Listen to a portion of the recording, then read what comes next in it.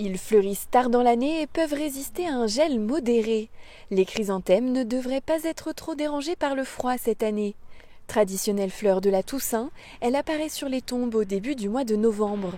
Dans la petite commune d'Aberpoche, en Haute-Savoie, le cimetière prend des couleurs. Je pense que les chrysanthèmes ont évolué parce qu'à notre période de jeunesse, on avait souvent les mêmes couleurs, les mêmes fleurs. Là, on a des beaux chrysanthèmes panachés, des fois, hein, du jaune, du rouge, du violet, du blanc, sur la même fleur, alors qu'avant, c'était vraiment des couleurs très séparées. Hein. La coutume du fleurissement des sépultures remonte au milieu du XIXe siècle.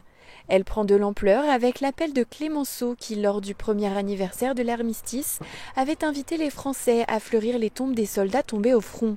Peu à peu, l'arrivée des chrysanthèmes a glissé du 11 novembre à la fête des morts du 2 novembre, que l'on honore en réalité en France le 1er, jour de la Toussaint et jour férié. Dans ce village de 1500 âmes, la tradition est respectée. C'est à cette période-là qu'on a vraiment beaucoup de monde dans les cimetières. C'est vrai qu'en dehors de cette période, c'est beaucoup plus calme. C'est plus ceux qui résident de la commune qui s'occupent de leurs tombes. Mais à la période de Toussaint, des gens qui viennent d'un petit peu partout, d'un peu plus loin, qui viennent à ce moment-là pour se recueillir sur l'histoire un petit peu des familles. Une histoire riche et parfois douloureuse.